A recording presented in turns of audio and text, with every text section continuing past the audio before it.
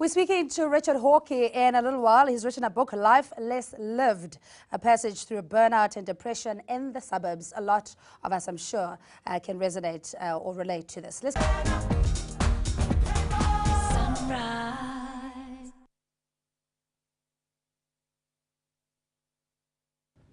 Richard+Hawkey was living the proverbial South African dream. At the age of 39, he could boast of a happily married life, 2 wonderful children and a comfortable home in the suburbs. Born in England and having survived a stint as a teenage delinquent, his family moved to South Africa in the 80s. Now, like many of us chasing a life of comfort, Richard learned the hard way that personal drive and achievement come at a heavy price. Joining us for our regular Tuesday review slot is Richard+Hawkey, author of Life+Less+Lived, a passage through burnout and depression in the suburbs. Richard, thanks so much for joining us. I'm sure it's a huge relief that you're now living your purpose, that of educating and informing people around depression. But you never thought it was going to hit you, did you? No, absolutely, Cindy. And yeah, thanks for the opportunity. I mean, the reason I wrote the book really was to try and raise awareness and to destigmatize mental illnesses like depression. Far too many people are suffering or are on the slippery slope and don't realize it. And personally, for me, I suppose I wrote the book out of a great degree of self-righteous indignation because I hadn't been educated about this, or maybe I hadn't bothered to listen. And it's relatively simple to understand how you can get a bit greater balance in your life, but it's wanting the will and having the will to do it that really counts. But the fact that you're a perfectionist and an A-type personality, you're very systematic, methodical, everything works around a list, and that's how you deal with your life issues, or used to at least. And if it's not on that list, it would be the peripheral. And having to accept that you're losing, or the walls around you are crumbling, must have been quite a humbling experience. Very humbling and very terrifying. I mean, some of the manifestations of depression in terms of the emotions or the lack thereof that you feel are very irrational and illogical. And as you say, I'm a very methodical and structured person. A lot of the so-called westernized style of education that we have is around using our logic to solve problems. And when you get confronted with a problem like depression, you can't use logic anymore. It doesn't make sense. It doesn't work because it's speaking to your base emotions, and emotions aren't always logical. So it's an extremely terrifying time, especially when you can drop into that state very suddenly.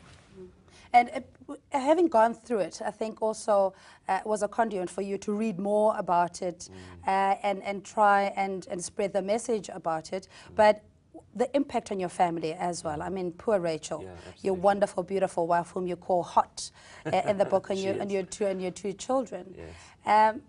That must have been for you, the support structure that you needed to go through. Yeah, absolutely.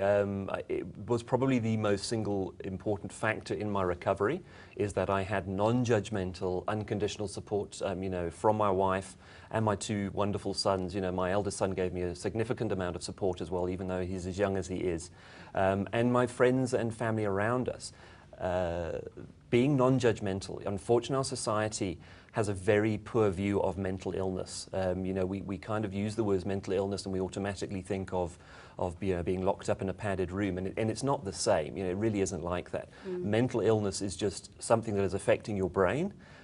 So, you know, while diabetes is affecting your blood sugar levels, or asthma is affecting your respiratory system, depression is just another illness and needs to be treated as such. Yeah, but why the approach? I mean, it's not light-hearted, but it's also not depressing to read. It's a beautiful read that just makes you more aware of the present, because we are so busy being hectic. And for the love of God, if ever your phone was on voicemail, people think the world would come to an end.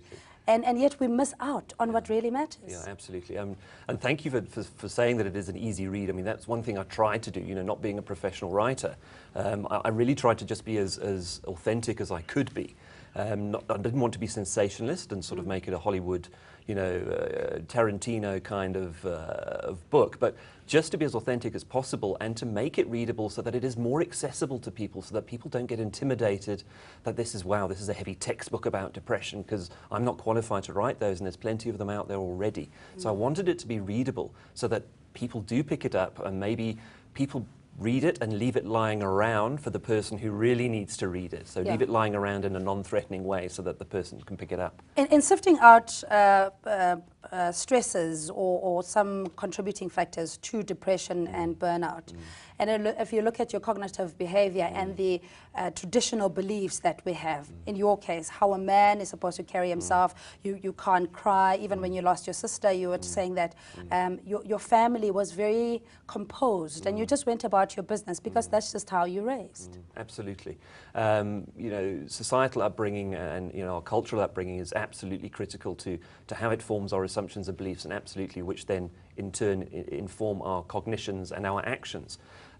So absolutely they do play a strong role, but I think I've discovered along the way that a lot of the societal norms that I was raised with, and certainly the societal definitions of success in the Western society, in the urban Western society that we live in, I've found are incredibly flawed.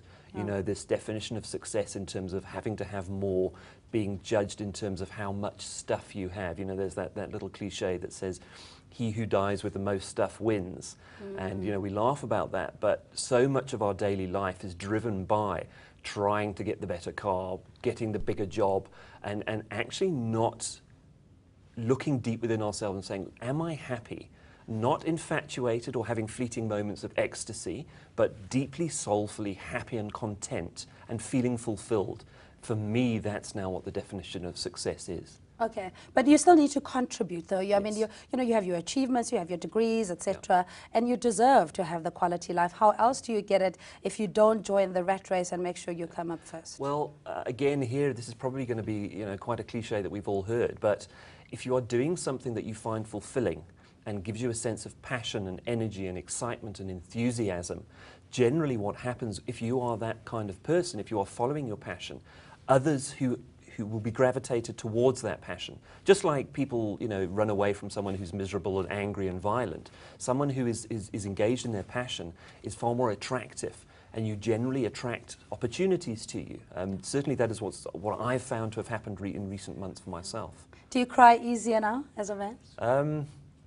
Wow, that's a very good question. I'm not prepared for that one. I haven't actually cried since then, and that's I think maybe just a testament to how great my life is right now. I certainly wouldn't be as concerned about crying. No. But I haven't. I haven't. Yeah, but you're in touch with your feminine side, absolutely. and it's okay. It's a very nice side, I must say. Ladies are much nicer than men. But your message for somebody who maybe doesn't get it and they're caught up in this whole rut, that it could potentially happen to you, and it is a silent killer. Absolutely. I mean, it couldn't happen to me. I've got a good life, you know, so this kind of stuff shouldn't happen to me. That's what I thought. And it is the cliche, again, another cliche, oh, this happens to other people. It doesn't. It happens to everybody. Across the age groups, increasingly across the sexes. I know there is supposedly a predisposition in women, but increasingly that's starting to swing.